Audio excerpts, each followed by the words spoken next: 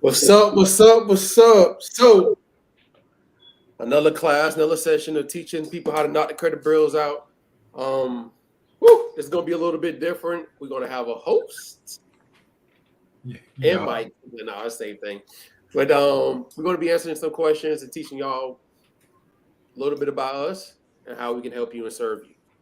Yeah, so as y'all know, what I'm saying, we show you how to knock the credit bureaus out, suing debt collectors and stuff like that. But just recently, we attended an event, and this event was Podcast Summit, right? So we met a lot of cool people at Podcast Summit, and a lot of people that were doing some of the things we were doing, and then some of the people were doing things that we weren't doing.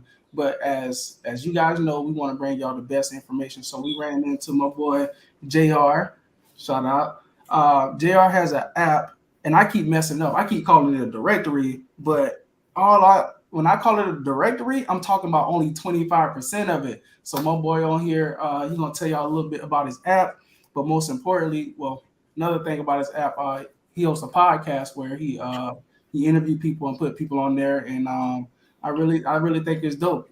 He interviewed a bunch of business owners, and it was crazy. It was like, hey, you next, you next, you next, you next, and he was just knocking them out back to back. So it was like, hey man, we got to collaborate. So we got each other numbers, and I'll let him introduce himself because I don't want to, say nothing that ain't true about you. Hey, nah, definitely appreciate that, man. Thanks for the platform. Can you guys hear me okay? Can everybody hear me okay? Hey, Hey, John. try for 7 if you can hear him. All right, just want to make sure everything good. Make sure we locked in. All right, so everybody, I am J.R. Fogle. I own Local Black Business App, which is a platform that helps you locate and find Black-owned business no matter where you're at. We have a TV network that's tied to it as well, and it's an overall community. So if you guys see fit, if I give you enough reasons to, based upon this interview and how I conduct myself, what I'm saying, make sure y'all download the Black Business app. It's local, LOKUL 3.1 if you have an iPhone, and check us out. So like you said, it's a lot more than meets the eye, over there. We have a lot going on, but it's really about harnessing the culture and making sure that you're better for having locked in with us. You know what I'm saying? So that's really what we're about. Oh, that's what's up. And I know, hey, look, y'all, but he's going to interview us so you guys can get to know us a little bit more. But before you start, your Instagram, you got that? Can you drop that in the chat for the people? Yeah. So let me put that down there. There you go. That's me. That's me. So that's on all platforms. You know what I'm saying? Like at JR Fogle. Not RJ. Not RJ, just for clarity purposes. But JR, you know what I'm saying? And we gonna get to it. So y'all ready for this interview? I need this chat going. You know what I'm saying? We got 27 people here. You know what I'm saying? I'm in y'all wheelhouse today. You know what I mean? Because I'm bringing y'all to my wheelhouse on Wednesday. So to check them out on Wednesday, you have to download the app and then go under live. So once you log in, there's a button that says live, and that's where we gonna be at. You know what I'm saying? We get into it. But tonight, I feel like for these guys to have such an amazing platform, like they said, we met a week ago. You know what I'm saying? Just from being in the room. So if you don't learn anything else from this interview, understand that there's power and authority from being in the room. But in order to be in the room, you got to show up. You know what I'm saying? Sometimes showing up means you got to invest in yourself. So I invested in myself. They invested in themselves. And we ended up in the same environment. Now we're networking and we're building outside of that environment. So, in all of your journeys, just make sure whatever it is that y'all doing, that y'all decide to, bet on yourself. You know what I'm saying? Bet on being in the room and making sure that you add value when you show up, because this is what it looks like. So this is in real life what it looks like. You know what I'm saying? Dave and Mike, we met on the humble, actually. They was talking to my peoples. And I was just sitting there. I was a Trojan horse. I'm like, yeah, they don't need to know I'm the connect. Like, then we start meeting, and there you go. So, let's talk about this, man. Like, I know we kind of got into it when we were in Miami, but I really want to know, like, hey, what got you guys started down this direction? So I know the story a little bit, but for the people who, who may not be familiar with you guys, what got you to kind of like go all in on helping people with their fix their credit? Hey, Dave, I'll let you start because you more passionate about that than I am. Oh, so what got us started? It really all started with this whole credit journey really started when I was interested in real estate. And the reason why I got interested in real estate was because I wanted to become a officer in the military. So people don't know their ranks when it comes to military, and the officer is a person that salutes, and I wanted to be that person. So in order to become that person, there were some requirements in order to become that officer. I had to get a degree, also had to be accepted. So I was learning and trying to get to do that, do the requirements, and I looked for a mentor. And a mentor before the mentorship started, he required me. We taught and required me to read 3 books before I could come back. So those 3 books was Rich Dad Poor Dad, Secrets of a Millionaire Mind, and Automatic Millionaire. And those 3 books taught me a few things, right? One, you need to have your own business. 2, time is your most valuable asset. So once I realized time was my most valuable asset, I didn't want to become an officer no more. Like I was trying to do 30 years in the Navy. And I was like, no, I can do 30 years for my business. And with that mindset, I also wanted to get in real estate. So the quickest path was, all right, I know how to get in real estate because Mike just brought Mike in. Another friend of mine's, Watar, bought a house. So I asked Mike for the information, and Mike gave me the information on how to buy my first house. And my credit score wasn't good enough. So that was started the whole journey of like, how can I improve my credit? How do I get the things removed? Understanding like what makes up my credit score. And that was the whole journey of like the credit. And once I got my credit high enough to qualify for a home, then people, like I posted it and then people started asking questions, but I never thought of credit as like I could have a business around it until Mike found out some information about like we can have a business. And then that's when we started like helping and teaching and getting people results in the military. And then from there, we started posting on Facebook and then it blew up from there because we was getting people results. But I was giving information for free back in 2017 when people was asking how to get my house. I just told them, hey, pay down your credit cards, snowball effect. If you don't have enough money or you're still working, go get another job because not only was I in the military, I was working Uber, I was doing Lyft, I was doing Amazon and stuff. Like I was doing whatever. I sold my Jordans, I sold Nice. my KDs, my LeBrons, I sold my ring, I sold my gold earrings. Like I did everything I did. I did everything I could to pay down my credit card debt so I can qualify for the home. Now, everybody knows in the military, when I was working, I did not want to get rid of my ring. And people hated me because I had this ring, but I didn't care. I was different. But I knew my stuff. So that was the difference. So I just did whatever it takes to like improve my credit. And that was the whole journey. Nice. All right, Mike, But that your was turn. the beginning. He said, all right, my turn. Your turn. I want to get Hey, Mike hates answering questions. I did learn that. Well, man, I just wanted to make some money, to be honest. Like, I was like, what happened? When I got my house, I realized that everybody couldn't get a house because they didn't know how to fix their credit, right? Yeah. And when I bought this little program just to offset my taxes, like I was like, bro, I just need to make some money. I bought this program, they gave me template letters, and I fixed my wife's credit.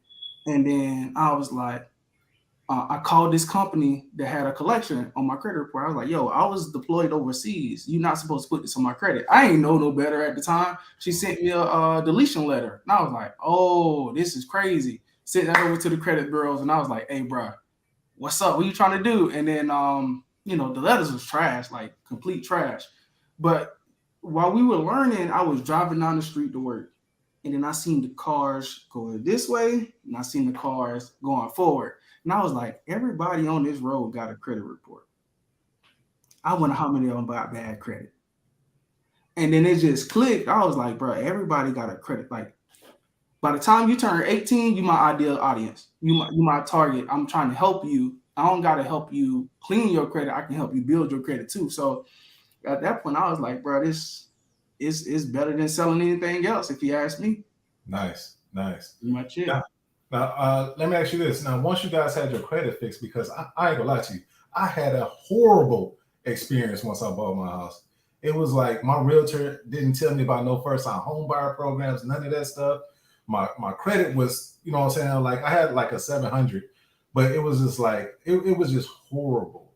Now, what was it? And I'll probably reference this towards Dave more so. What was it about that like really like said, yo, you know what? I want to help other people, you know what I'm saying? Like not have to go through all of this moving forward. Like, because oftentimes we don't get to moving until it hurts bad enough. And that's one thing I notice about us, you know what I'm saying, as people. We know we should have good credit. We know we should pay that off, but we won't act on it until it hurts bad enough. Like, oh, I really wanted that. So what was that moment that kind of kicked in for you? Like, yo, you know what? Bet. For the like to start the credit repair business, Yeah. it was Mike when he told me we can actually start it, because I didn't know we can start a credit repair. I was giving information for free anyways. People was asking advice when I was posting, so I would just like do 15-minute consultations. Like, yo, you should do this. You should pay down your debt. Take care of this. Send this letter out. Do this, and I was giving people the information. But when he said we can start a business, that's when we started seeking information on starting the business, on how we can get clients, what software to use, and things of that nature. Because we was doing like a sales spreadsheet, Word, and all that. Like we get the client, get the credit reports, see like all their negative accounts. So from there, it was just gathering the information on how to actually start a business, how to accept money, how to do that in order to get more, like just to start the whole journey. So that was it for me. It was just getting the information. Gotcha. Information is key, because if I didn't know, I wouldn't be able to start. Gotcha. So it was like basically once you saw that the people were actually like engaging with you guys and, you know, asking active questions and really like being thirsty for the information, you guys said, all right, bet. You know what I'm saying? Like, hey, yo, we can flip this into, you know what I'm saying, being something bigger than what we're using it for. So knowledge is power. People, get you some. That's dope. That's dope. So now, fast forward, man. Let's get saucy a little bit. Now, once you got into the business side of it, what was the 3 biggest myths that you guys had to debunk? Because you know on, you know what I'm saying, Instagram University, it's a lot going on when it comes to credit. You know what I'm saying? Like, don't pay this off, don't do that. So it's like, what was the 3 biggest myths? Like the things that y'all had to be like, look, listen, don't forget what you heard. Do this. Oh, I got one. It's real easy. A lot of people thought it was illegal to remove items from your credit report. Like, okay, for example, a lot of people will come and say, "Hey man, hey look, put me on." Like, you know, and I'm like, "Put you on? Okay, I'll put you on to the information." You're like, "No. Like, do I gotta do like a police report or something?" Like I'm like, "No, hold up. You don't gotta do none of that. You don't even gotta lie." Because what we did was we just kept reading these laws over and over, and I don't got my book on me, but what we did was I think we said this in another interview. There's standards and procedures to everything you gotta do, right? If you go to McDonald's and you go to another McDonald's, the make the burger is the same every time, right? So we had to tell people, hey, this is the way you're supposed to do it, and this is the way you do it. And then what we had to tell them was it will not happen in 30 days. But there's a caveat. If you do it yourself, it could.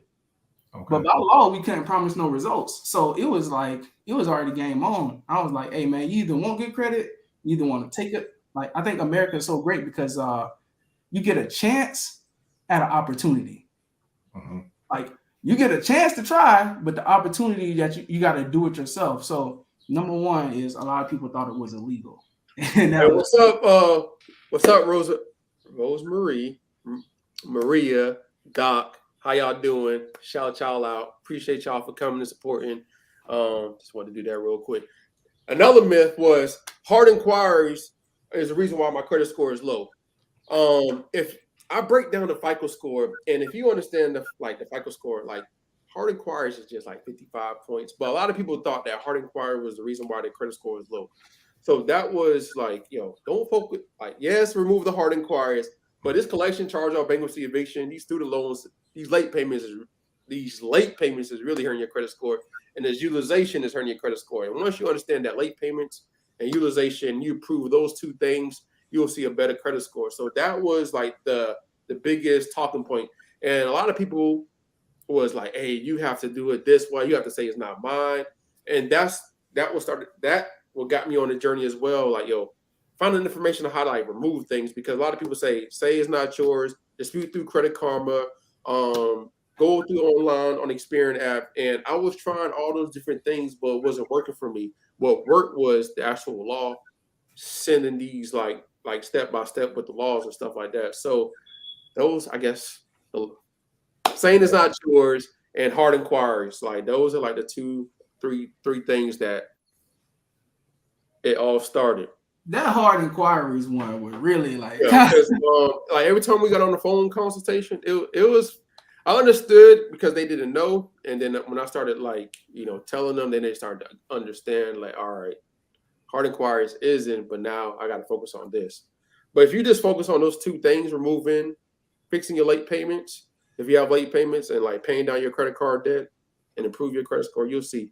And then adding like backdated history onto your credit report is game changing. A lot of people renting, and once you understand that rent reporters and rental karma can add 24 months separate accounts, that's 48 months onto your credit report.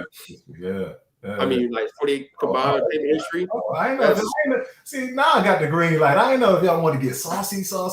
You know what I'm saying?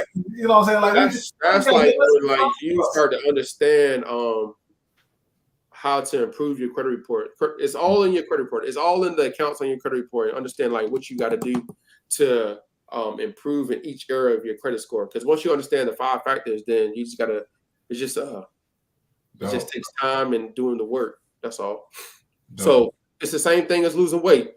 I say it like this.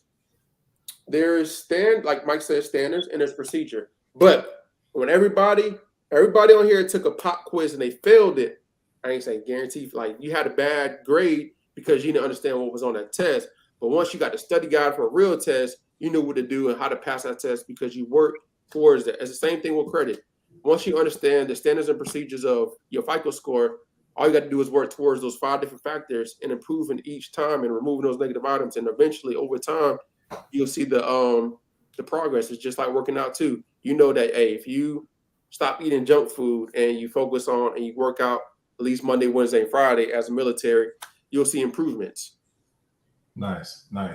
Now, let me ask you this, because you touched on so much within that. And there is, like we just kind of discovered a lot of mistruths kind of going out there where it's like, like the one guy said, do I gotta get a police report? It's like, I know somebody that's went to jail for that. So let's not and do it the right way. Now, hey, hold on. Why would you want to add rent? The reason why you want to add rent is because if you're currently paying rent, you might as well add it to your credit report. Rent is not like, is debt. Is that, of course. However, if you're trying to buy a home, person already gonna know that is going. I mean, it's not gonna be like calculated. All right, Dave. Hold on. Don't go too hard, because I know that's like it all depends on the different type of person. I ain't saying everybody got to add, but if you're trying to improve your credit score so you can, let's say, get a house or get something that you need, that's the reason why you'll add rent. Now, if you don't want to add rent, you can do something else. He said he work at a dealership. So when you going to buy cars and getting credit cards and stuff, debt to income ratio do play a factor. But what we're talking about is adding payment history. So when you going to get a home, the lender already know you about to get a home, so they don't take the rent into your debt to income ratio. I mean, you pay rent anyways. They already know that you're paying $1,200-$1,300 a month. But you can be paying the same thing for a house. So that And Like payment history. here's the thing. I just want to make one last point. Once you stop paying these rent reporters to report your rent is not being reported, but you get to keep the history. the trade line onto your credit report. The trade lines on your credit report. I'll show you mine. I got like 9 years of payment history. But I like the the Nice. information that old boy spit.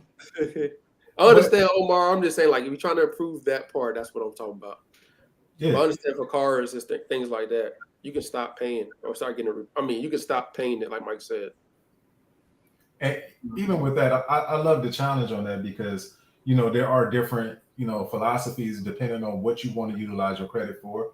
Like you guys said, if you're getting a house versus a car, that might be two different ways to look at it. You may not want to have it on there for a car, but for a house, you definitely, I feel like, should want to show the payment history.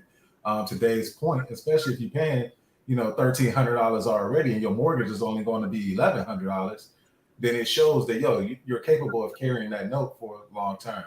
So that's how I look at it. I'm not a credit guy, guys. Don't come after me. Nah, you good. We just I like to interact in the crowd too, because some people appreciate that, Omar, so they can understand. Like, depending on so that's like one of the first things I'll talk about when it comes to fixing your credit. Like, that's the first step. Like, are you trying to get a house? Are you trying to get a car? Are you trying to get funded for your business? And depending on which goal you set, depending on how you want to shape up your credit report. And if you want all three, then focus on getting the credit cards. I'm not gonna say focus on getting. If you want all three, I'll say get the house, and then after you get the house, then you get everything else.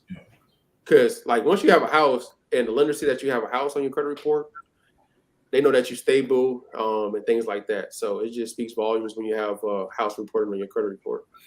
Yeah, I had to do the same thing. Like before I bought my car, I had to close on my house, and the day I got the keys, I went and picked up my car. Yeah. You ain't getting no car, you're trying to get a house at the same time. Yeah, they're going to slow down that process. The niggas was like, no, wait. I told my realtor, I was like, yeah, I'm about to go pick up my car. She's like, you better go rent one first. So, yeah. Now, let's talk about this real quick because this is one of the things that have come up recently in credit talks that I've had is understanding the difference between a FICO score and your standard credit, let's say Credit Karma score, right? That has really been that's a big thing too. Can I present for this one, Dave? But I'm gonna let you answer. But I want to present something so everybody can see. But go ahead, Dave. Y'all just be putting up was major plug, clean up, and hey, appreciate that. So for Credit Karma, and the Vantage score, and then a FICO score, if you see on Experian, yes, it's different. Some people are starting to realize it's different and not fooled, because back then Credit Karma was pushing big. Everybody got it for free, and a lot of people didn't understand that. Like Omar and people that actually pull the real FICO score. I think he works at a dealership. So people that actually pull their real score is a difference. So if you look at what the banks pull, they'll say, hey, I'm pulling FICO 8, FICO 5, FICO 3, 2, whatever, FICO 9. And that score is made up of 5 different factors. And then if you go on FICO.com, it breaks it down as well. But also the Vantage score is broken down into, I think, 6 different factors. So the reason why it's different is because they got different factors that they're looking at, and the percentages are different versus the Credit Karma score. Your Credit Karma, I tell people to have Credit Karma for checking their credit report, because it updates daily, sometimes 7 times a day. I mean, daily, weekly, and anything that affects your credit, it will give you an update. But the only thing is it don't give you Experian. So you don't know what's going on with the Experian. But TransUnion Equifax, it gives you constant updates. So that's the reason why I tell people to get or have Credit Karma, but don't pay attention to the credit score. Just pay attention to the report. So what I'm showing you guys right now is how many different credit scores you have. Yeah. On the FICO side alone, right? So we try to get people to focus on the FICO 8 because it's the oldest model that they're using. Everybody already got it. Most banks have it. Yeah, most banks have FICO 8, FICO 5. Yeah. So when you see it say auto lending, credit card decisioning, mortgage lending, and the newly released one gonna kill everybody who don't fix their credit right now. FICO 10 and FICO I 10T. was about to ask, bro. Yeah. That one gonna be a monster because once you remove items from your credit report, it's gonna be able to show lenders that you just removed it.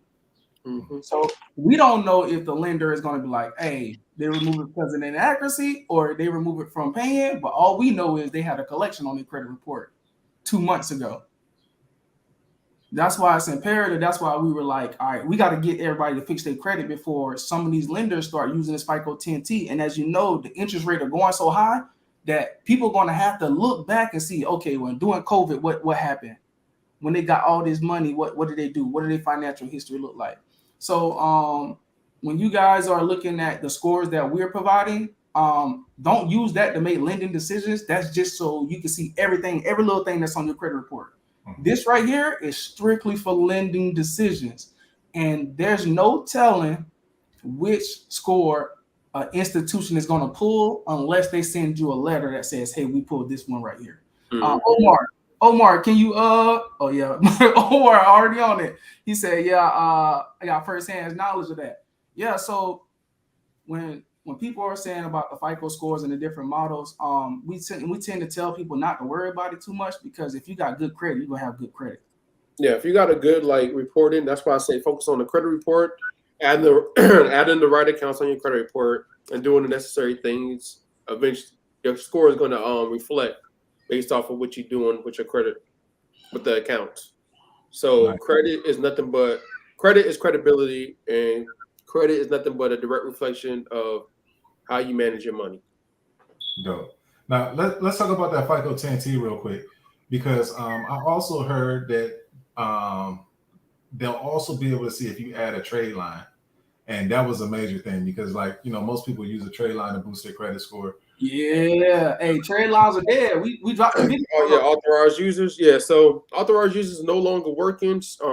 I mean they work, but it's like lenders are getting smart, so you no longer have nothing but authorized users on your credit report. So the goal is to build up primary trade lines. Of course, if you have a few authorized users, it's still good, but the goal is to have more primary trade lines versus authorized users.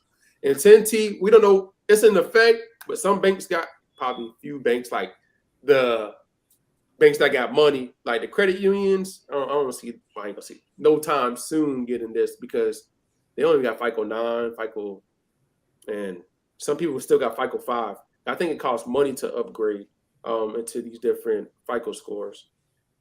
And I know 10T is going to also stop people from getting loans. Banks are all about getting money. So it's going to stop them from lending out money as well.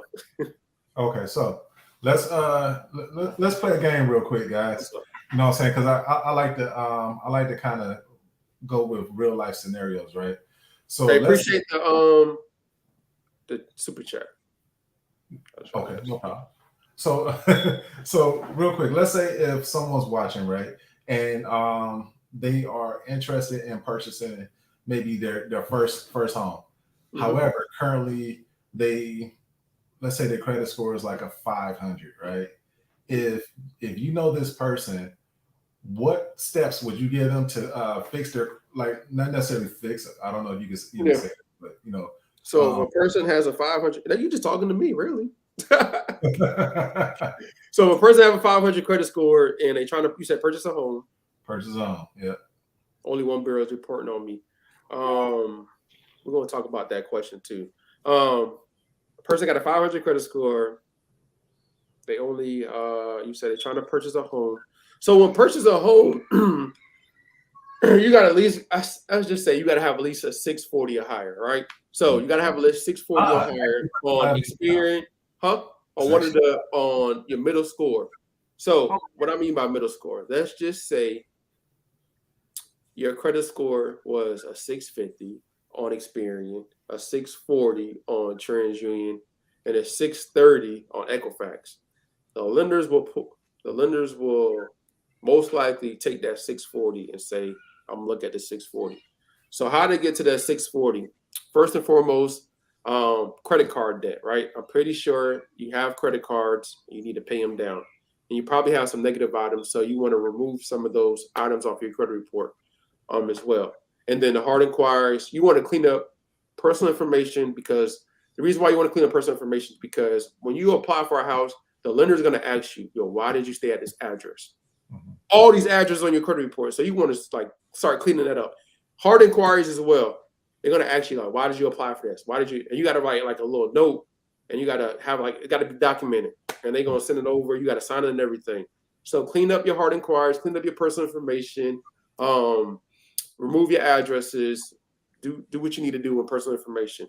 Saving your money is key too, because of course, credit is, you can get a house based off of credit, but also based off of your statements as well, your bank statements. They're going to ask for the last 90 days. And if you've been like with your money overdrafting, you need 90 extra months. Yeah. So they don't see that overdraft stuff you got going on. And you can't do like cash. It's all type of stuff. Like you can't do cash deposits. They got to know all this extra stuff. And then, of course, they want your last 2 years of taxes. So start focus on fixing your credit, like removing those negative items, adding some payment history onto your credit report, and then adding a few more like primary accounts, trade lines, and then just tighten up on that. In like 6 months, 6 to 12 months, you should be able to qualify for a home. I got a question for you, Dave. What's up?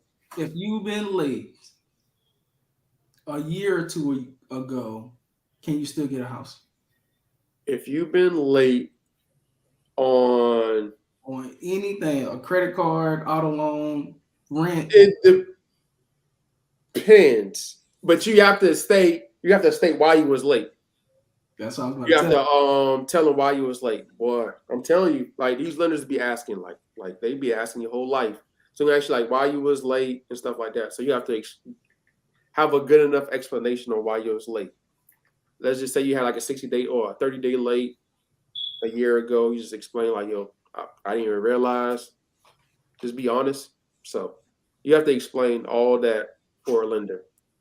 Why you was late, hard inquiries, personal information, like collections, like you have to explain. But the goal is to remove it.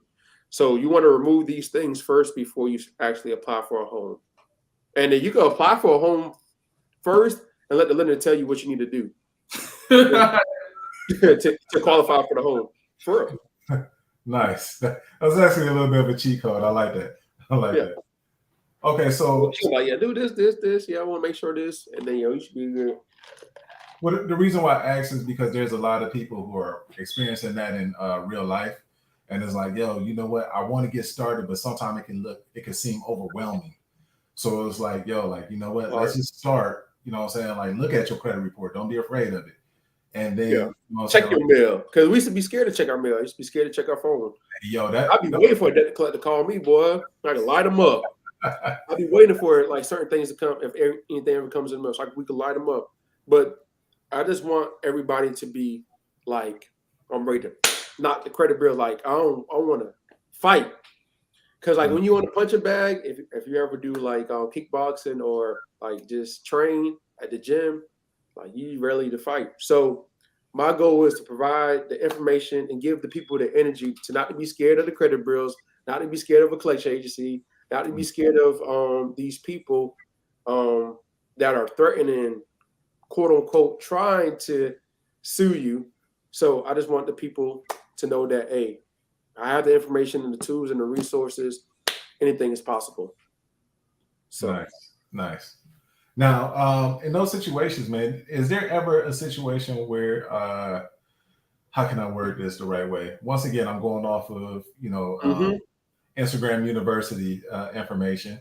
So is there ever an instance where a person should not repay a debt? Yes. Yes. Like if they can't like verify. If they hold on. What do you mean by debt? Because if you're talking about like a credit card, or are you talking about like collections? Because it's two different. Well, most of the time, by the time it gets to that point, it's collections. So collections. And I think that's So first, all right. So student loans, you got to pay it. So I'm just gonna put that out the way. You got to pay your student loans back. ain't no way around it. Unless you do certain things so you can get it forgiven. You got to pay your student loans back. One thing. Collections, I would say, depending on if they can't validate the debt, like they have requirements too. And if they can't do what they're supposed to do and their requirements, you can technically, yes, you got to pay them back. However, you can also set them up because we set them up all the time with the laws. Like they have to adhere to these laws. So if I got to pay back this debt and you violate these laws, and then both cancel out, but you still owe me $1,000. So and that boy say never pay a collection. But now, number one thing is you want to make sure that the reason why I say it is because, like, if you don't pay it, you're gonna keep on getting sold and sold and sold. So eventually, you have to challenge. You're gonna have to challenge them. So that's what I'm saying. Like, all right, if you're not gonna pay it, then let's just fight. Let's go ahead and do this fight really quick. I like that. Let them violate you. Let them call you. Let them do their thing. Start recording. Michael's gonna start talking about that. And he's already talking about it. But they're gonna start doing things to violate your rights, and all you got to do is just document it, and then you got them. So you got the debt removed, and they owe you some money. And we about to be paralegals right now, so it's gonna be game over. I'm telling you, just talk to a lawyer. He's like, I'm about to give y'all the whole process. Nice. Yo, that's like, wait, I love that philosophy, man. Because if you think about it, and you equate it into real life. It's like, look, eventually I'm going to fight this nigga because every time I turn around, like, that's why I said, like, walk the other way. Eventually, I want to fight this nigga. So yeah, we got to square up. I like that.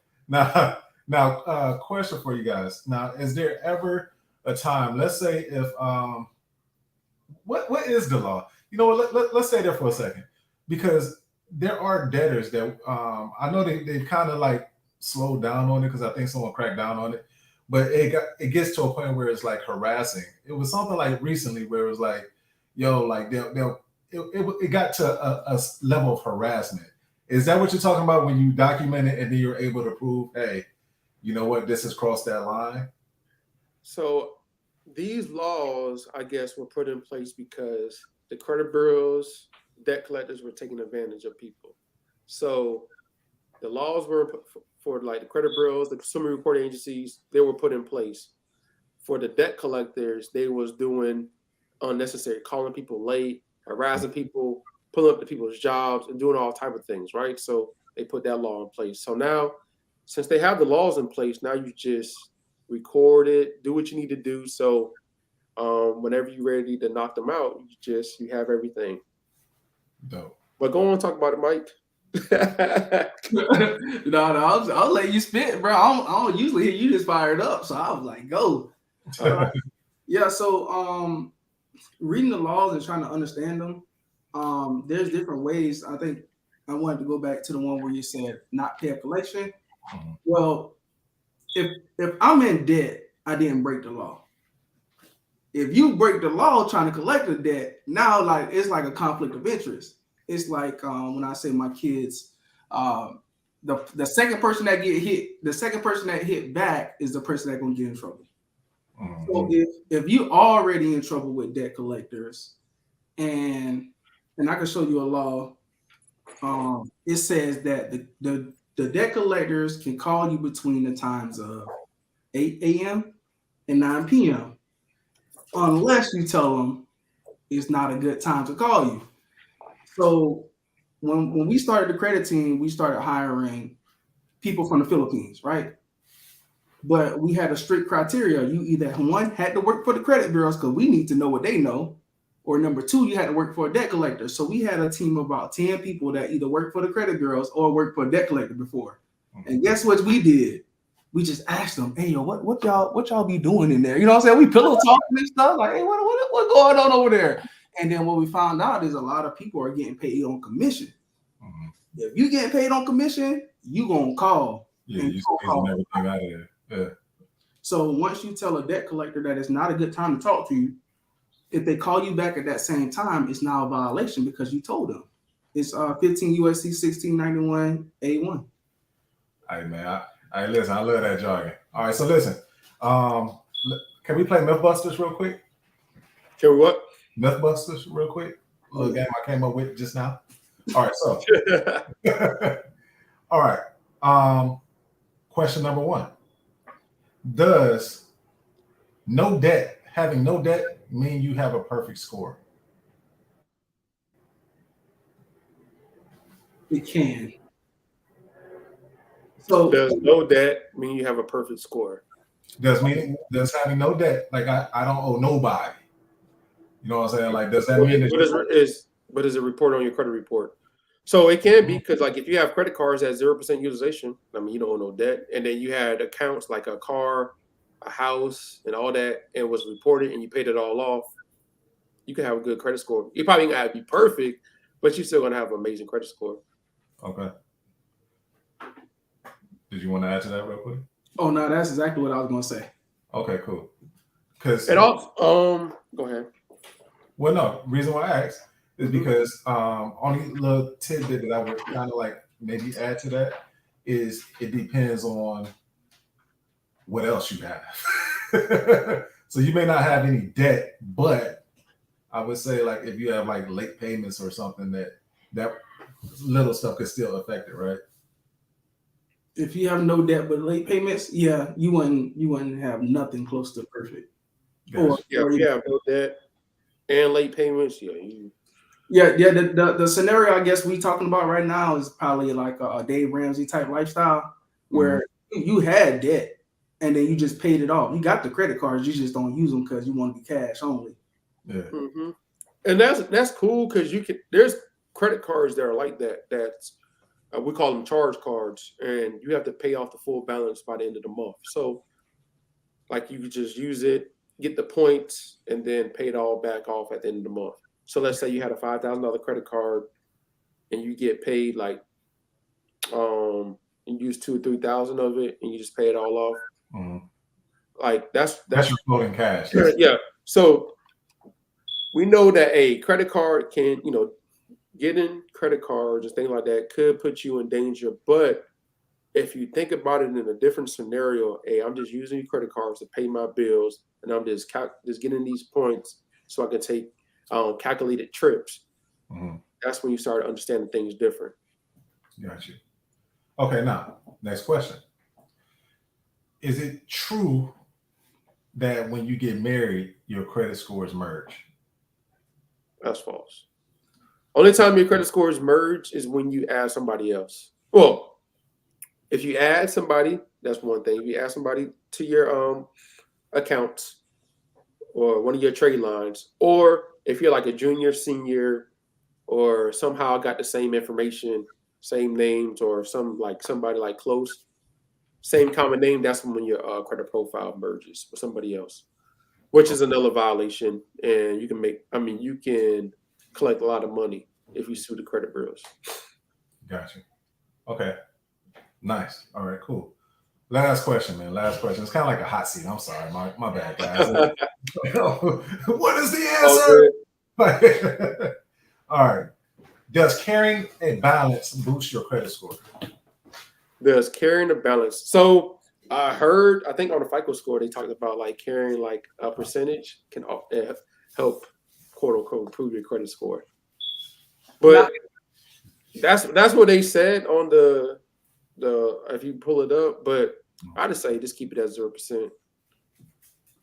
Yeah, so they surveyed everybody was in the top 1% of credit scores, and they determined that everybody that was in the top echelon had a little bit of debt. Okay. On a little bit of revolving debt on their credit card. So they was like 3 to 7 or something like that, 1 to 5 in that range. It wasn't nothing crazy, but I mean, these people had probably 30 years credit history, to be honest, so it ain't really matter. Exactly. All right, so now this is my last question for you guys, man. You guys have been amazing so far. This is for the parents out there. So if you have a 17-year-old that's about to become 18, fresh out the gate, fresh credit history and things like that, what advice and what steps would you give that person as far as establishing their credit and And let's just say the average scenario. So this isn't a scenario where, authorized user and all that stuff to, fresh out the gate. I'm talking about hood parents. Like, Okay. So first we got to have the conversation of money, like taking care of your money, right? Credit, as you can see, credit is life, right? In America, all right. Probably other countries, other places is different, but in America, credit is credibility. All right. So we just got to have that conversation with our kids and let them know that, yo, you have to protect this at all costs. And you have to learn how to manage your money, just like, most kids, well, sons gravitate to the mothers and daughters gravitate to the fathers, right? So we have to teach our kids how to manage our money, how to deal with our finances, don't avoid, pay people back, say, your word is your word, right? Back in the day was handshakes, right?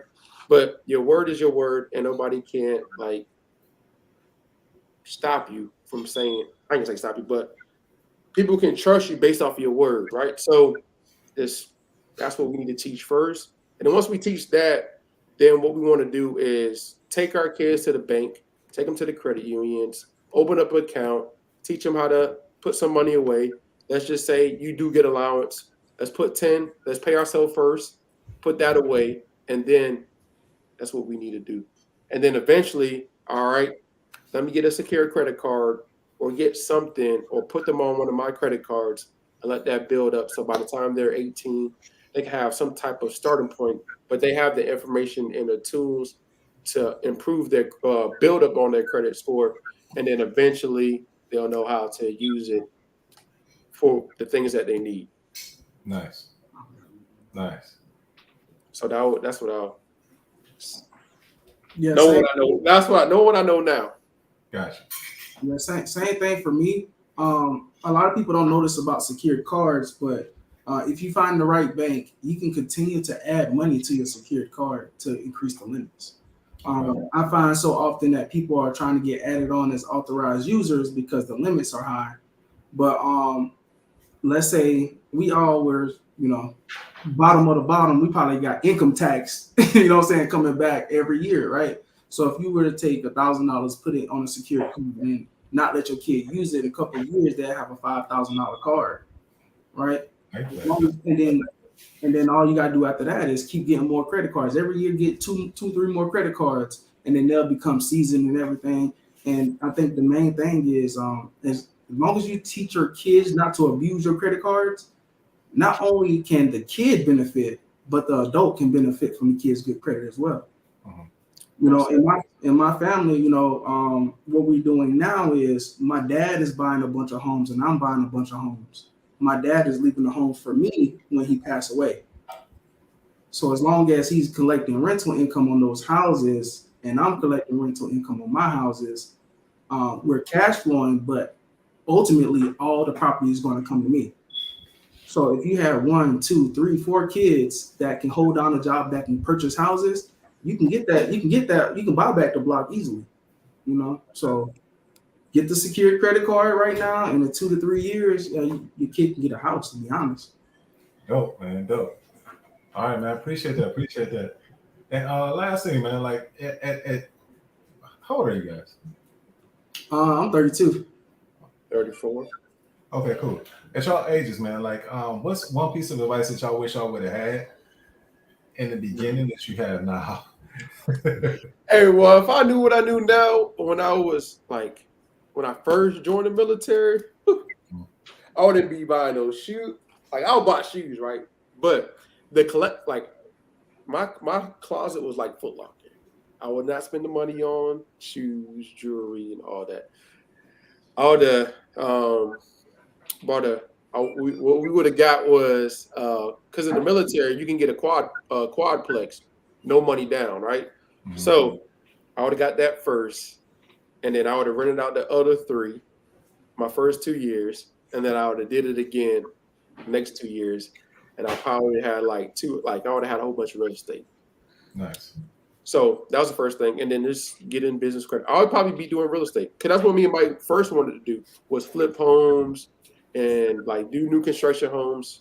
Like we can do that now, but it's like now we got family, so it's got to attend to that. So now it's like, all right, give people the information, change situations. But that would be the things that we would have been doing, just flipping real estate and playing Monopoly, real life Monopoly. I love that. Love that. All right, Mike, yes, sir. Back to my old self. Learn how to sell something. I think most people on here right now. I love that y'all watching us, but this is gonna be an hour long.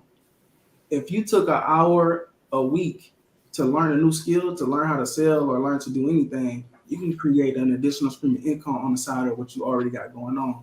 I watched this kid, man, and it was so crazy. I watched this kid go on Google Maps. Well, first he went on Fiverr and found somebody who can help with your Google listing, SEO, right? And he started cold calling businesses. And he said, hey, give me $100 and I will make you high rank on Google Maps. Could he do it? Yes, of course, because the person overseas could do it already. So all he did was facilitate that, and then he was able to make $500 that day. Right? So if that's all crazy, right? But you know you can do it. Because, so mom and pop store, I know I got right now. He said, he called me and he was like, hey man, I'm looking at spending $500 on some Google stuff. And I'm like, $500, God dang.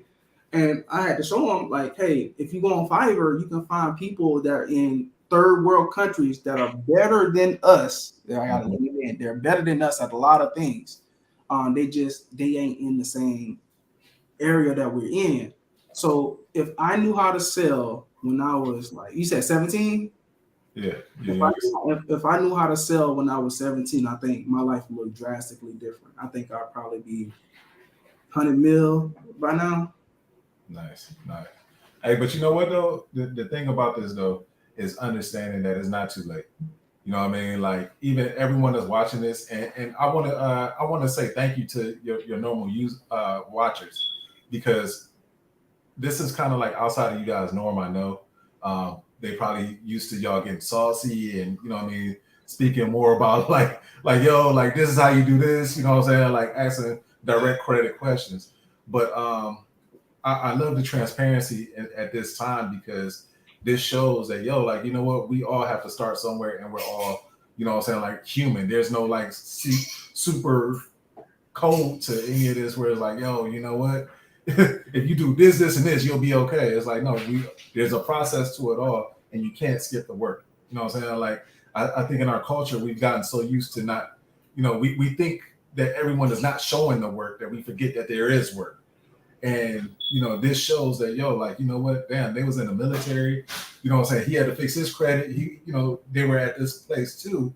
Hopefully somebody is watching this like, all right, bet. You know what I mean? Like, this is my sign not to give up. This is my sign that if I just stay diligent and I keep listening, I keep educating myself, I too can fix, you know what I'm saying, whatever turmoil I'm going through and go forward. And these guys, they got the sauce, people. Like y'all are watching now because you know that they have the sauce. This is they really did this for me. So for everybody, all you got to do is just go to Identity IQ. You know, I put this big now. Mike put me on.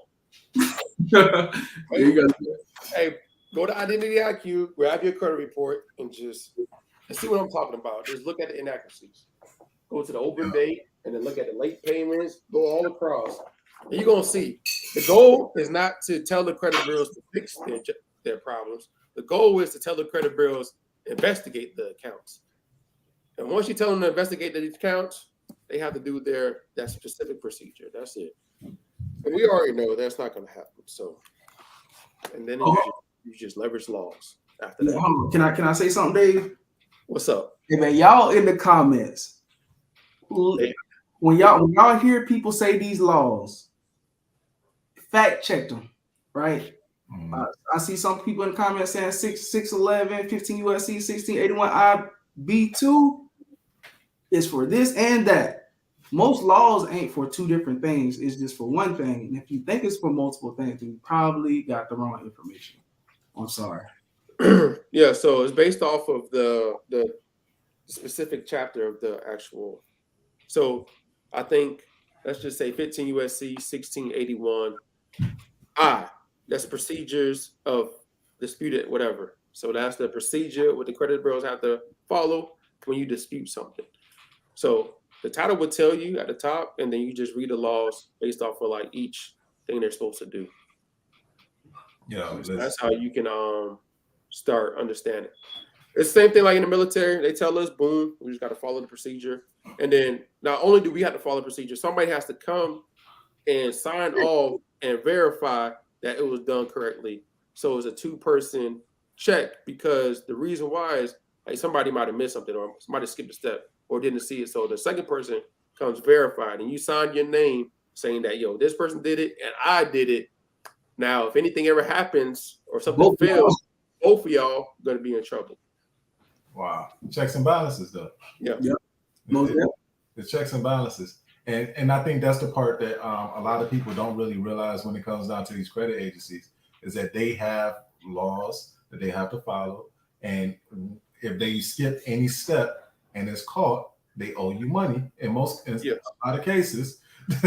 and that's the reason why I'm so passionate about it, because the credit bureaus are not like doing their job. They're not, and it's holding people back. And all they got to do is just fix or do what they need to do, but they're not doing it. And that's a problem, but nobody's really challenging them. And we just let it go, but it's going to change. It's going to change. Hey, y'all like the credit bullies, man. Like y'all like the credit bullies. Y'all go after the creditors. You know what I'm saying? Yo, let me get that. Let me get your lunch money, B. I only so much if you doing things wrong, though. Yeah, fact.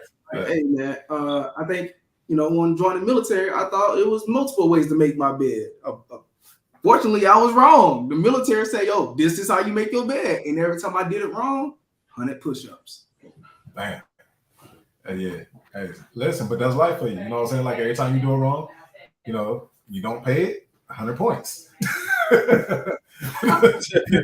I mean, like they kind of equate to each other, right? So listen, guys, that's all I really got for you. You have answered all my questions. Hopefully, you know what I'm saying, like I didn't turn your audience off or anything like that.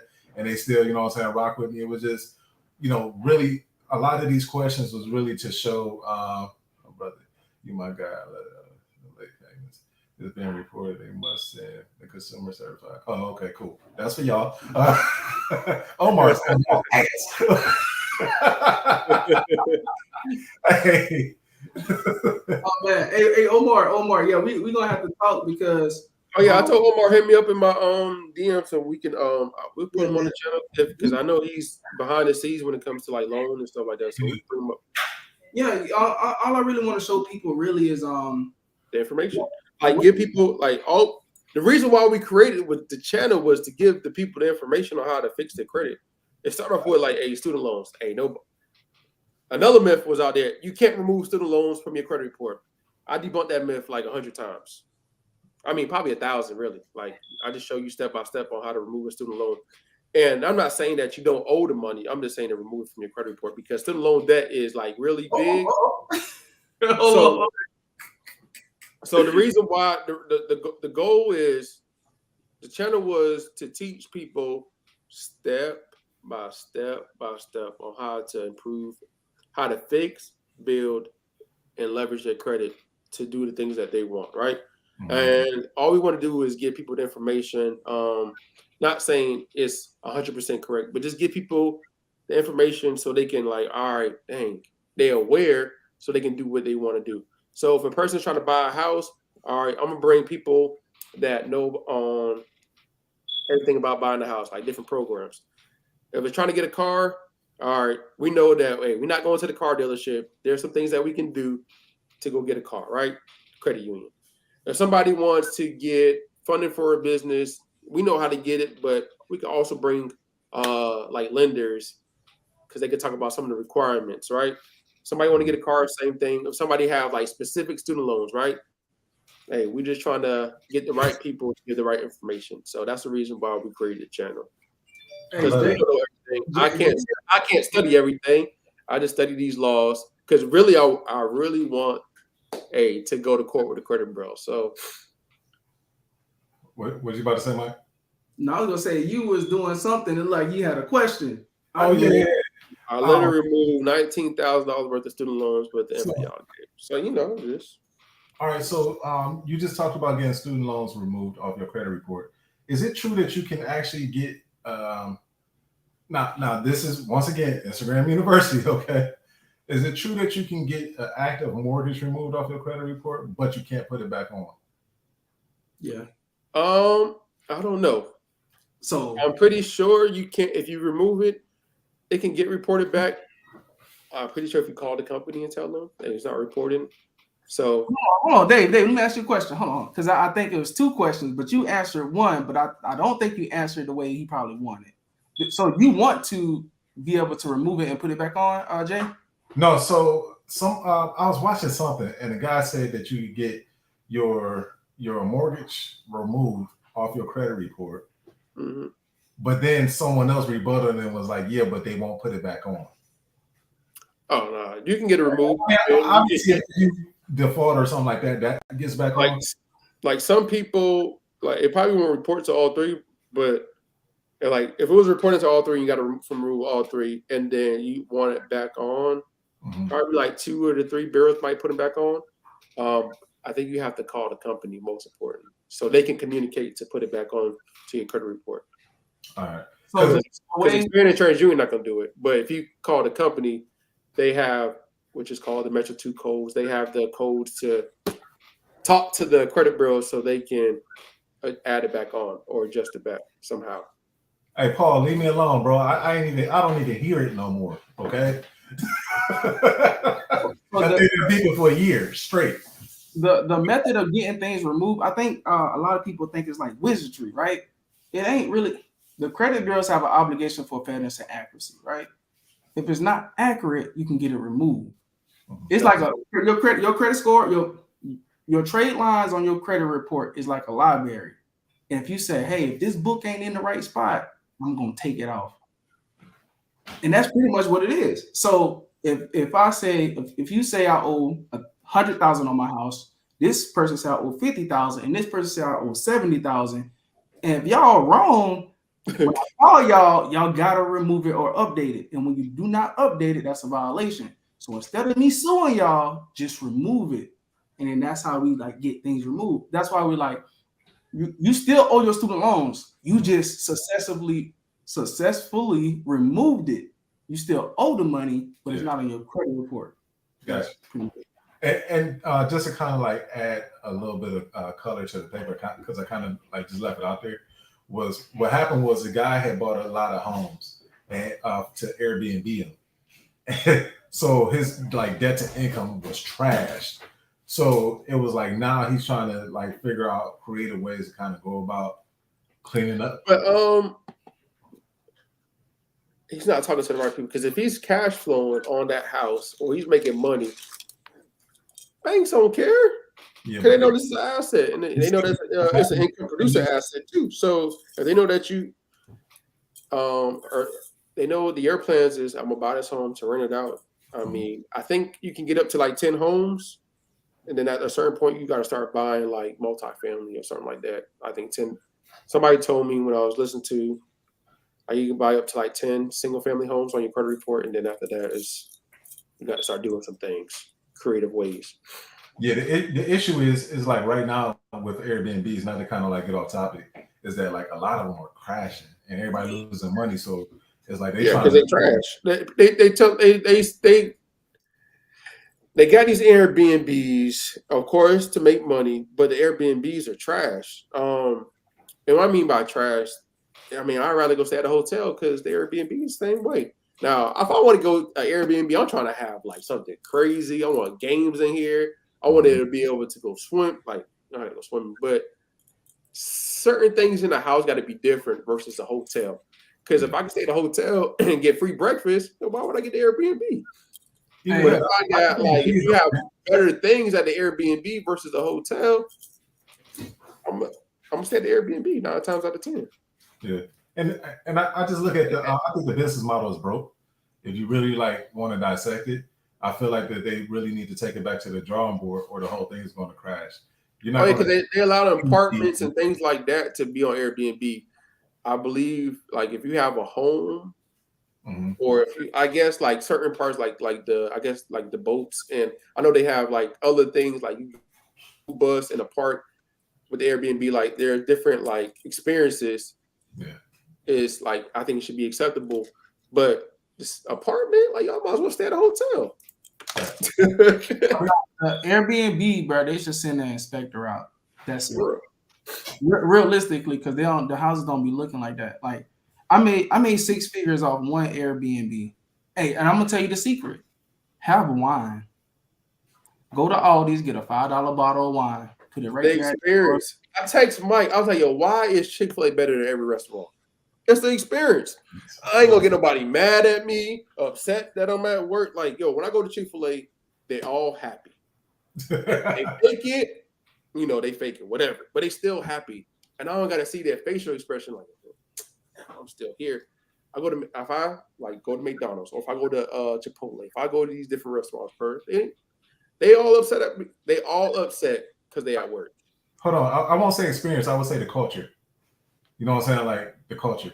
And that's the difference between a Chick-fil-A and everybody else. You know what I'm saying? Like Chick-fil-A has successfully set forth a culture and a standard in which no matter where you go, Keyword standard.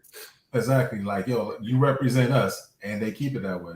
And I wish more people would actually like take that on, because it's like, yo, like a lot of people's standard has become trashed and nobody's checking it. So it's like way sad, but whatever Chick-fil-A is doing right, I wish that business model, you know what I'm saying, like would actually like duplicate itself, because like, yo, like you said, you go to McDonald's and shit, you leave pissed off. Like, man, I can't hear a Big Mac. I want to fight. Where my phone chair? Like, you see me in the parking lot. So, Oh man, yeah. So that's you right. But no, like yo, I appreciate you guys' time, man. We lightweight went over. Thank you to your audience, you know what I'm saying, for tapping in. If you guys feel you know what I'm saying, like I added value, you know what I'm saying, or you guys got something out of this episode, and you're interested in supporting, you know what I'm saying, you can text LOKUL to 33777. And you know what I'm saying, that's the best way to support me. That's how you download my app, and you can check us out that way. Oh, you gotta say that again. Oh, you go. Send that to me in a private so I can put it on the banner. All right, there you go. I got you. Yeah, that's my bad. I probably should. Yeah. No, that's cool. It's not a problem, man. You know what I'm saying? Once again, that's text LOKUL to 33777. And you know what I'm saying, you get all the information that you need right there. So without further ado, thank you guys. You know what I'm saying? I'm JR Fogle from Local Black Business App, Local Tech and Marketing, Local TV, everything local. You know what I'm saying? So you want to take a few you want to take a few questions before we leave, Mike? Yeah. Oh yeah, we can. Oh, you talking about from our chat? Yeah. Oh yeah, we can. I don't know if we answered old boy's question that did like 20 questions. Only one bureau is reporting on me. So the person that did the super chat, if only one bureau is reporting, that means you need to get more trade lines. Or something's off with your personal information. Like that's a reason. So your personal information is not correct, or the trade lines don't have the correct something with the credit bureaus and these trade lines is not communicated your information correctly. So you want to make sure your information is updated correctly. First name, last name, address, phone number, driver's license, social. Like you want to make sure. And after that, of course, start stacking primary accounts on your credit report. Hey, question for you. Where can they go to check that out? To check your personal information, I call it the Experian backdoor method. The reason why is because if you go log into Experian and you act like you're going to dispute online, you're going to see, oh my gosh, you're going to see information that's crazy. And also, you update that. But LexisNexis, consumer report, that as well, update as well, because they talk to like a lot of people when it comes to LexisNexis. So Go to Experian, and then if it's on Experian, I'm pretty sure it's on TransUnion and Equifax. It just got to go to Experian, create a free account, act like you're about to dispute, click on personal information tab, and you'll see incorrect name, address, phone number. You probably have a spouse on there that you don't have no more, or you still, or the name is incorrect. Their phone number, your job history, all that's probably messed up. So that's where you check your personal information. Okay. And if it's wrong there, it's wrong on all the other two. No. And you can dispute it there? Yeah, So you can dispute some of the addresses online, but some of them are attached to accounts. Hint, hint. So if they're attached to accounts and you have a collection, you can remove that address that's attached to that collection and make the job harder for the credit bureaus to do. Nice. Like so you just gotta send a letter. You send a letter in. Hey Dave, hey, just imagine a credit bureau, collection agency having your information one day, and then tomorrow they like, did we lose it? they try to update your information. They can't find it, but you already removed it because you removed it from the credit bureaus, not them. And then now they like, is it really there? And then they'll just sell it to somebody else or something. It's a little tactic. It's best to do it so you know they don't be doing the investigation. Dope. I like that. Oh dang, I need that phrase from you, Jay. Which one? What's the text? Dave, what steps should I get to remove an entire account? So, I'm pretty sure once I answer this question, I'll probably answer everybody else's question. So the question, how to remove an entire account, is based off of, like Mike said, the completeness and accuracy of the account. So the overall goal is, like, the first thing you want to do is send a secret letter out, right? The secret letter is telling the credit bureaus to investigate that account, or all the accounts that you have negative. You're telling the credit bureaus to do their job. So once you tell them to do their job, they're supposed to follow a specific procedure. Now, we wait 30 days, 35 days for the investigation to come back. And then from there is when we leverage specific laws based off of how they respond to us. And that's how you remove an entire account. So like 4 things will happen technically. Like the credit bureaus will delete it. That's a good. The credit bureaus won't respond to you in 30 days. That's a violation. The credit bureaus will say everything is verified, but don't update nothing. That's a violation.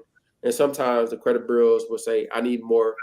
I couldn't verify who you are because your driver's license or something was off, and I couldn't verify. So you just update that, and then from there, you just leverage the laws. Now, question for you. I heard that you can actually freeze LexisNexis because they like the snitches of the industry, where they like tell everybody where you at. Yeah. So there's other consumer reporting agencies that are responsible for certain things, right? So they're like LexisNexis, like they're responsible for a lot, but there are other consumer reporting agencies that's responsible for like car insurance or medical reporting or rental reporting. So what you want to do is hush them up from stop the communication from like other people trying to ask. Like they still gonna be able to communicate because they still got your information. So you hush them up from stopping other people from asking about that consumer report, right? And then that's pretty much it. And you can also dispute with them because they also report information on you as well. Okay. Some report some accounts. So you can also get that removed and use the laws as well to dispute with them. All right. Dope. So just for clarity purposes, because I don't think that we really actually got into this part of it, right? And your viewers may already, know this, but when I share it, I want to make sure that the people that watch it, are clear. Mm-hmm.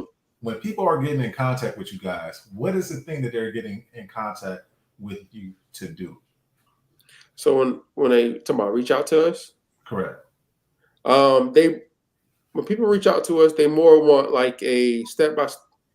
So YouTube, I have a whole bunch of YouTube videos, but when they come in contact or reach out to me like, yo, I want more help, it's like they want more step-by-step, or they want to do more group coaching and get like more information on not just like credit, but just more things about like life. and like also the community, because there's other business owners in there as well that collaborate and give information.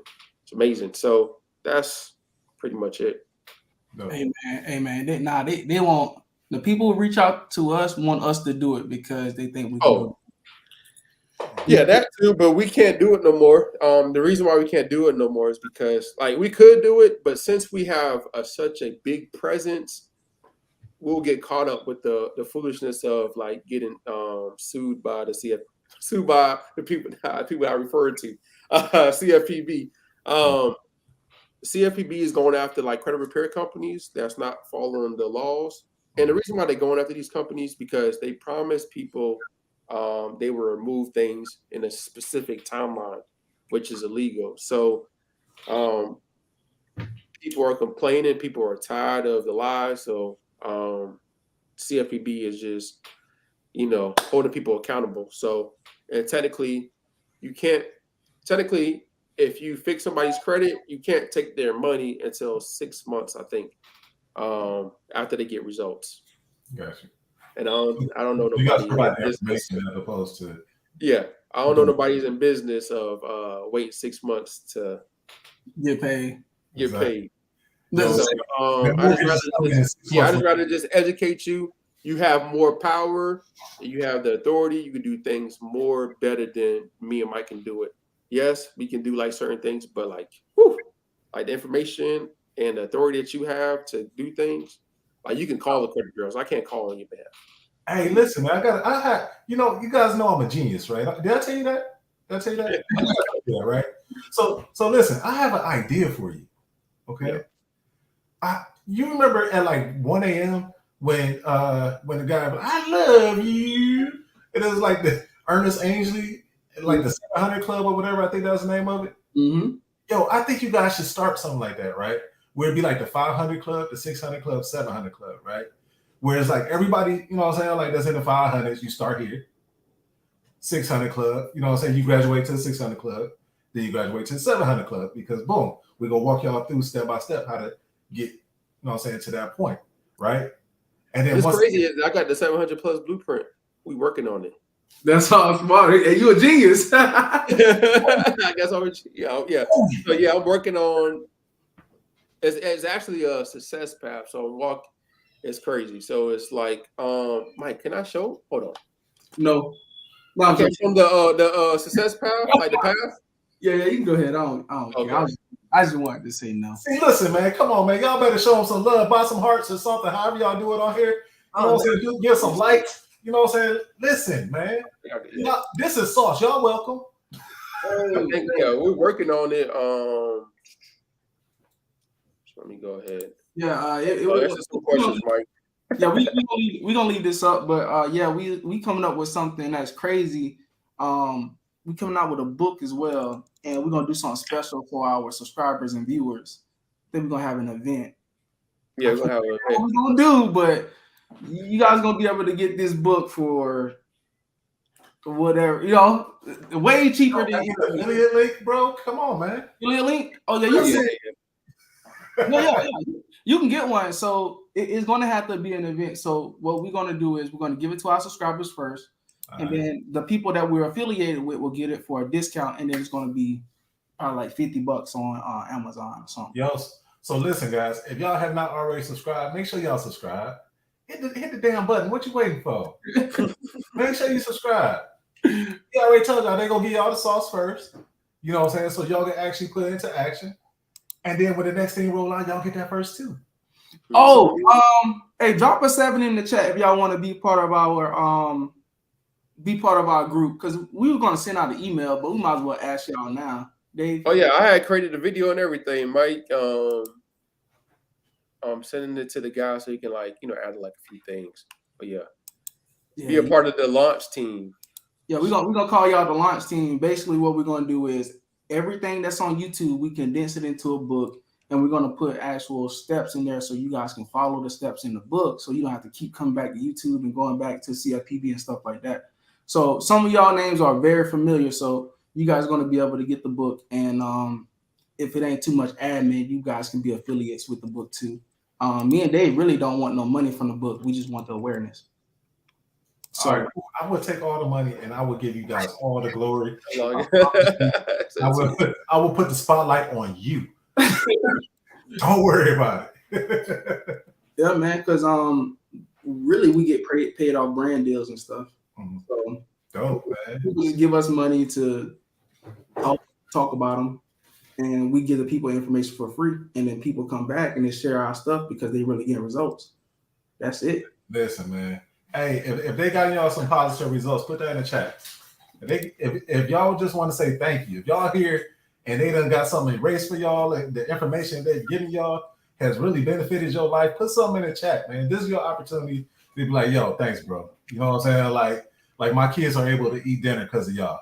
You know what I mean? Like we're not in the hood no more because of y'all. You know what? I'm riding how I want to ride because of y'all.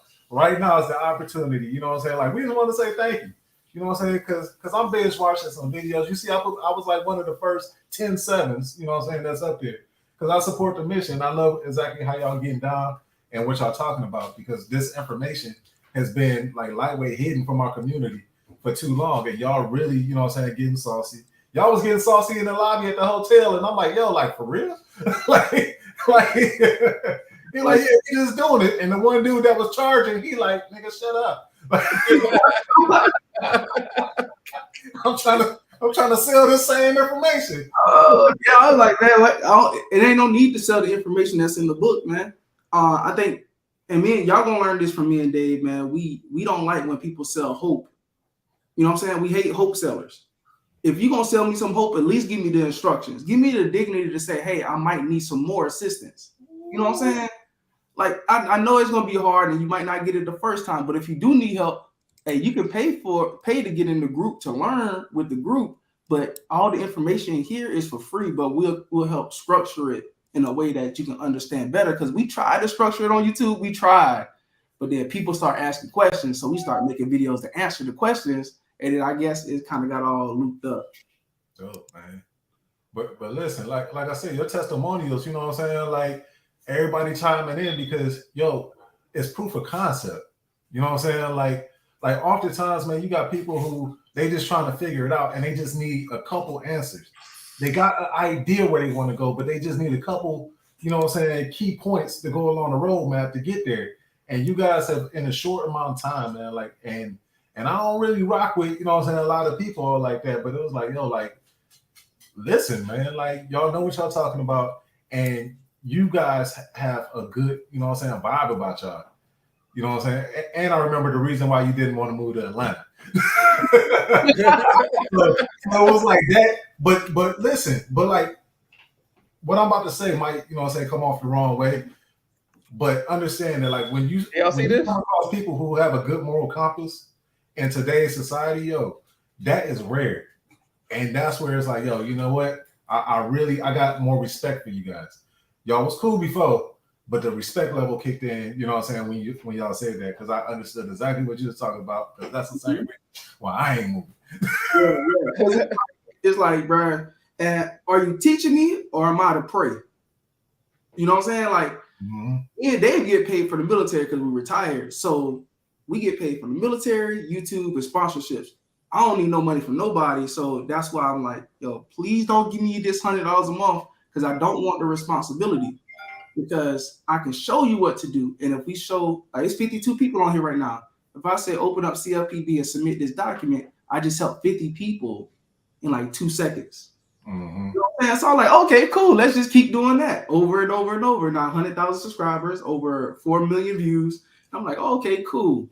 And then now we get to talk trash to the people who are scared to come teach for free. Because now it's like, okay, what you gonna do with your money? You gonna really teach the people how to get the results? Because the one thing about credit is if you do it good enough, your clients won't come back.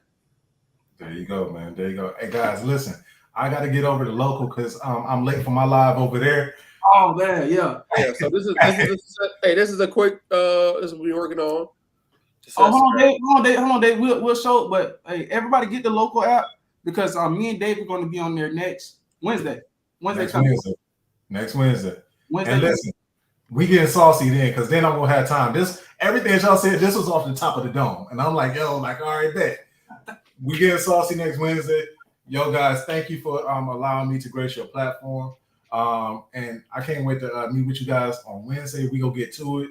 Thank you guys for tuning in to all the viewers. I appreciate you guys. I'm looking at the testimonials and listen. Keep listening to these guys and share it with a friend. Tell a friend to tell a friend. You know what I'm saying? Because that helps them get their message out to the masses a lot more. And there's a lot of people that's overcharging for the same amount of information, in which you see where they heart at, you see really why they do what they do. And if y'all truly support that, a share is free. All you got to do is share, repost it. You know what I'm saying? They gave y'all some sauce, just share it with somebody else. That's it. If y'all could just do that for a player, I would greatly appreciate it. And download my app too. Yeah. Download the local app, because me and David, we're gonna be doing something special on there too, man. And we know when people are being genuine, so we cling to people who are being genuine, because once we ascend, we need people that won't resent, you know what I'm saying, or look at you with the side eye. So if we can ascend, and then you join us, or you ascend, we join you. Hey man, we already know what it is like. And look at you when you tell them, "Hey, I don't want cheese on my burger." Like they get all mad. You do this extra work. All right, guys. Listen, I gotta get up out here. They calling me. They're like, "Nick, how you at?" And then they add cheese on it, and I bring it back in. All right, Jay. All right, let's get it. I want to say, hey, no cheese. They add cheese on there. No mayo. They add mayo. Yeah. So this is what we work is being in the making. The success path, and once you go on there, it's like step by step. So it's a roadmap. Me and Mike like roadmaps, a journey. It's a journey to fixing your credit. It's a journey to getting things. So it takes time. But yeah, this is something. And then when you click on it, it goes into the actual classes. Oh, Tracy, it ain't finished yet, because what we gotta do is we gotta add the actual videos in there. He brought it up, and that's the reason why I was showing y'all. So it's not even ready. It's not even close to ready. So yeah, so what's gonna happen is you guys are gonna get the book, and then once you get the book, you're gonna have access to the success path. When the success path and the book together should put you guys in a good space to help you guys knock out the credit bureaus. And you got a big surprise after that, but that's pretty much it. Yeah. All right, let me stop sharing this. All right, you want to answer some questions? Yeah, let me answer some questions, because I gotta get some sleep before I hit the road. Oh yeah, you going to Texas? Yeah. Oh, I mean to tell you everybody where you going. Texas is huge, so.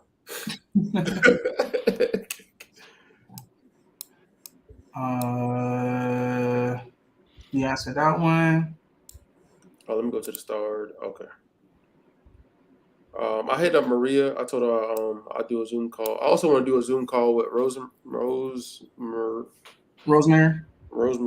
She's gonna curse me out for messing up her name. Rosemary, can you DM me Dave Talks Credit on Instagram? On Instagram. Yeah. And I talked to a bunch of people about suing the debt collectors already. Mm-hmm. Just got off the phone. Well, we just got in talks with the lawyer. Everything is coming together. We just got to get our quote unquote success path of suing the debt collectors together. Specific things we're doing. But if y'all already talked to me, I got y'all names and numbers already. If you're still waiting to hear back from the CFPB, just give them, they do let them do their job, and then follow up from there. Oh, how can I register for my FICO?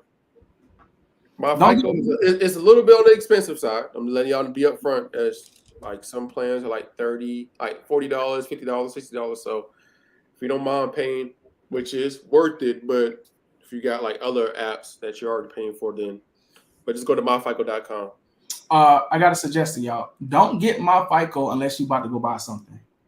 Yeah. Because you really don't need to know your true FICO score until you're about to make a lending decision, right? It's very hard to navigate that app to dispute, so we don't tell people to get it because it's like $30. It's a lot of money for just a FICO score. Check their credit report. Yeah. Yeah. Can they continue to report? Hold on. I'm just finding. Can they continue to report on canceled debt? That's a what do you Cancel. mean by canceled debt? Like, I think he's talking about getting when they sell the debt off. yeah, they're gonna report if they sell it. I gotta get more clarity on the question. So I believe I don't know. Dang, yeah. Is he still here? Can Right. you add more context? Because I want to say something, but I don't want to say something that's wrong. When would a FICO score system be restructured? So there are banks out there that have like FICO 5, FICO 8, FICO 9, FICO 10. So every bank don't have like on the FICO 5 or FICO 10T. The reason why is because it costs money to upgrade, and some banks are in the business of upgrading, so they just keep it. It's working for them, so they just keep that process. So you'll see banks that have FICO 8, FICO 5, especially like if you get it denied or approved for something, they'll tell you what kind of system they have. So most banks have FICO 8, and then like some of your older credit unions might have like FICO 5. And then like the newer banks like Navy Federal might have FICO 9. Navy Federal, Bank of America, Chase, they probably have like FICO 9 reported. Yeah, you never really know until you actually apply for something and they send you that. What is it? You won't even know if you get approved, right? Yeah, like if you get denied, they'll tell you if you have FICO, like what we check FICO, and then they tell if you do get approved, like what was your credit score sometimes. So yeah. It all depends on the bank. Yeah, Omar is right. It's regional. So Chase over here can pull one thing and Chase in Cali can pull another thing. So what I normally tell people to do is if you don't know what a bank pulls and you want to see, freeze all 3 of your credit reports, then apply for the thing. You're gonna they're gonna try to pull your credit, and then whatever credit bureau gonna pop up and they'll say, hey, somebody tried to pull your credit, but it's frozen. And then I haven't paid my credit cards in over. I haven't paid my credit cards in over 3 years. What can I do to start working on my credit? So first things first, Santana is like pull your credit report from Identity IQ, and then from there you want to analyze. Just look at the overview of like what's holding you back. You got the credit cards charged, like all that. So what we want to do first is analyze our credit report, see all the things that's holding us back, and also not only the things that's holding us back. Do I have any positive accounts so I can, if I don't, then I need to start getting some positive accounts as well. So once you realize you have like negative accounts, you want to, we call it the pre-dispute phase, set the credit bureaus up phase, right? Clean up your personal information, freeze the snitches, focus on that, and then send off your first letter. And while you're waiting those 30 days, start adding some positive accounts on your credit report. Hey Omar, hit me up. Dave Talks Credit with the blue check. Hey Omar, Maria, I already told Maria, and like I'm just telling people that been rocking with us since we've been doing these lives. If you come on here, show support. We'll come do a lot. I mean, we'll do a Zoom with you, answer more specific questions.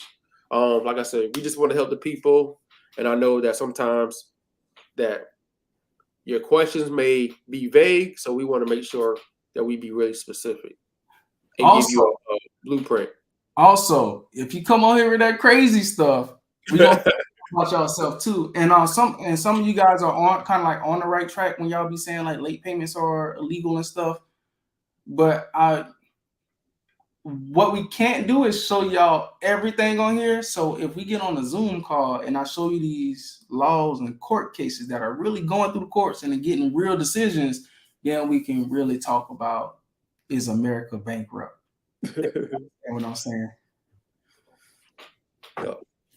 So we're not trying to hide information. It's just too much information will have nobody do nothing. Cause they're like, damn, should I know this law? Limitless experience is a big pain in the butt.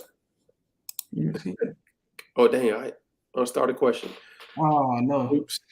I think she was talking to somebody because it seems limitless. Okay. Somebody name. I think she was talking to somebody. They want your Instagram, Dave, so they can. Instagram is Dave Dave. Then talks credit. Can you put it in the chat? I think you'll see me doing the same thing, same pose. Dave talks credit.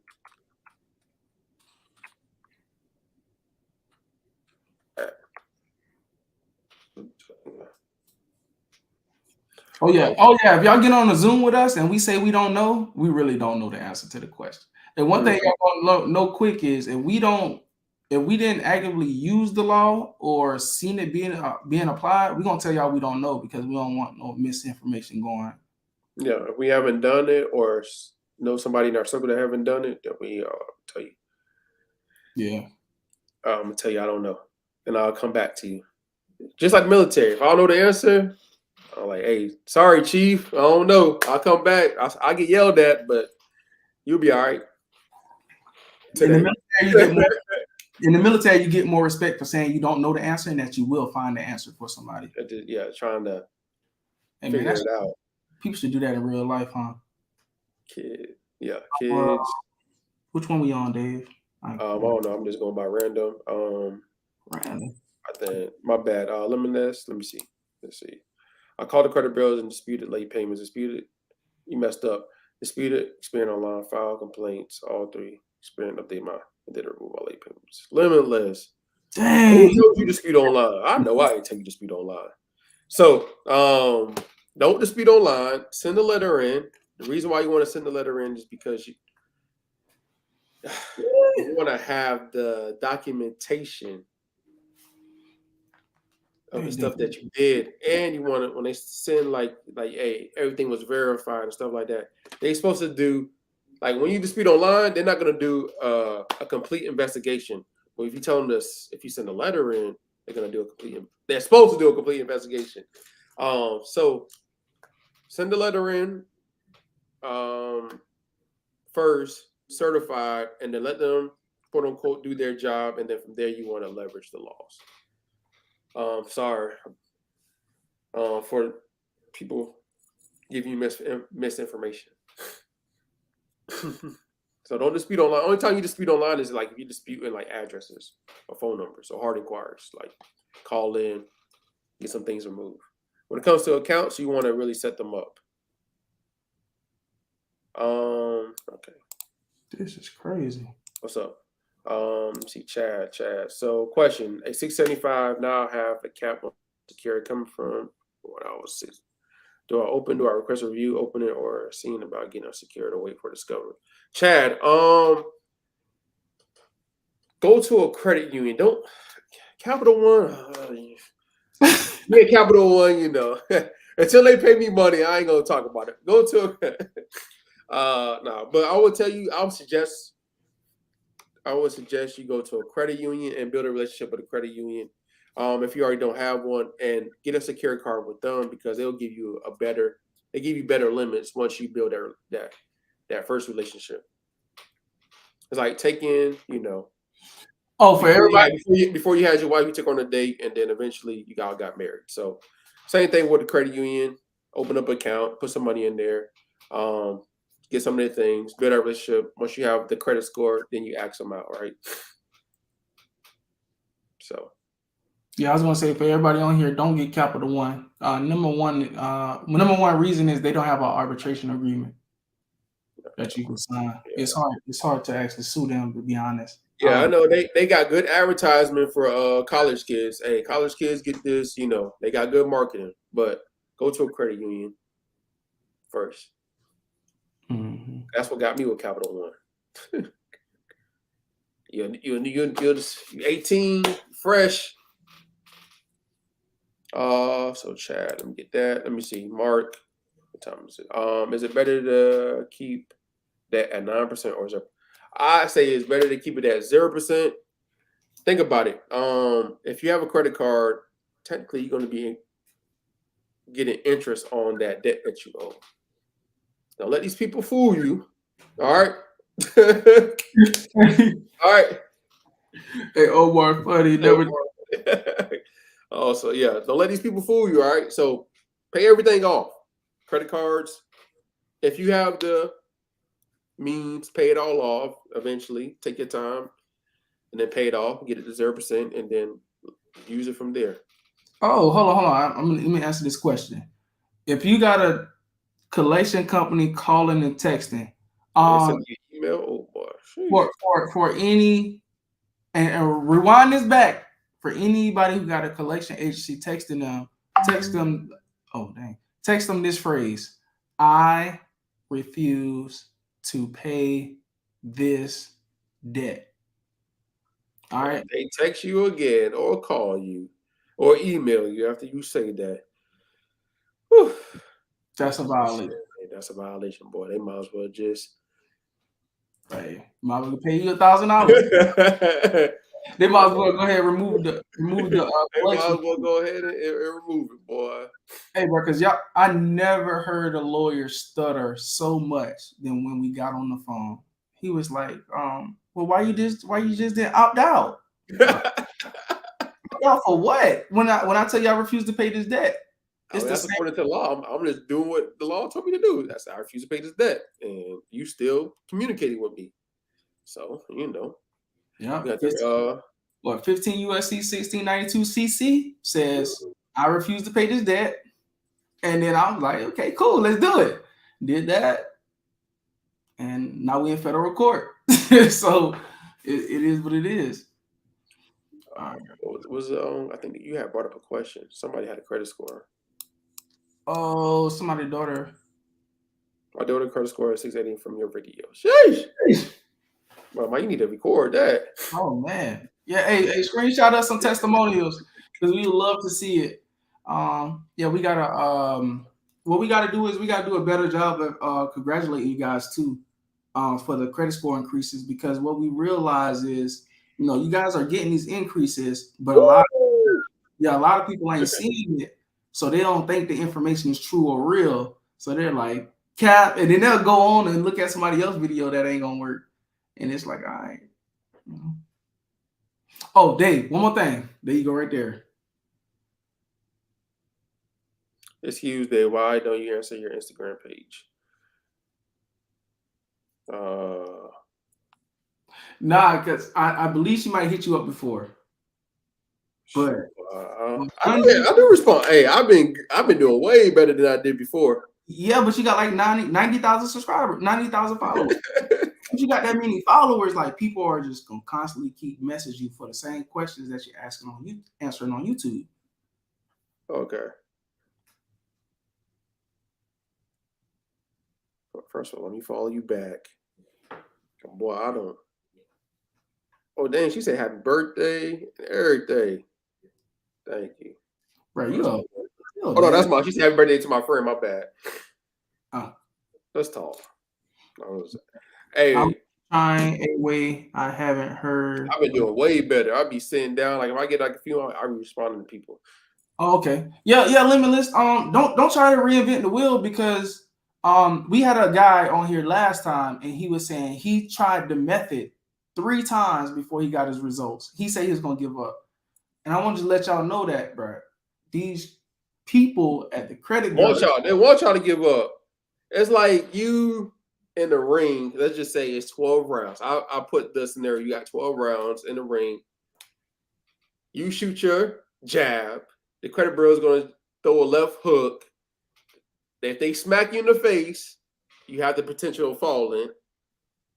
But if they smack you in the face, you be like, oh, all right, hit them with that. And then you hit them with the law, and you just keep on going back and forth.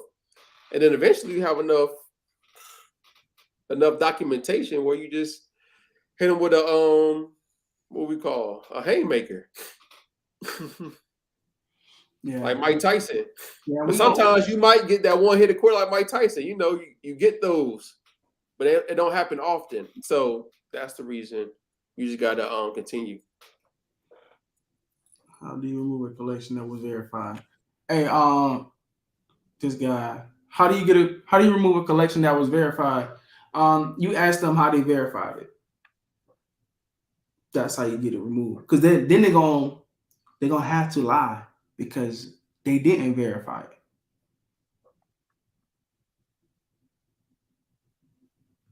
You see, the method works flawlessly, my brothers, but we tend not to pay attention to the details. Yeah, Oh yeah. yeah, and Yeah, I that's why we continue making the videos and getting more and like showing so they can start understanding like, oh, it's starting to make sense. Everything is starting to come together. When this book come out, now I really want to show y'all the book cover. But I'm waiting. no, I'm joking. But yeah, what we realized, so it'll start, everything will start to come together once y'all put like 2 and 2 together. If you already don't understand. Yeah, because what's happening is you guys are just copying what we're saying, or you're copying what Dave's saying right now. But then once you start to understand what it means, you'll understand like exactly what you're doing. Like it's just like I told my buddy this. He got upset when one of his friends didn't want to invest with him, and I said, just think about everything is when you're trying to knew you're a kid, right? In the credit world, some of you guys are like kids, right? In the fixing cars world, I'm a kid. In the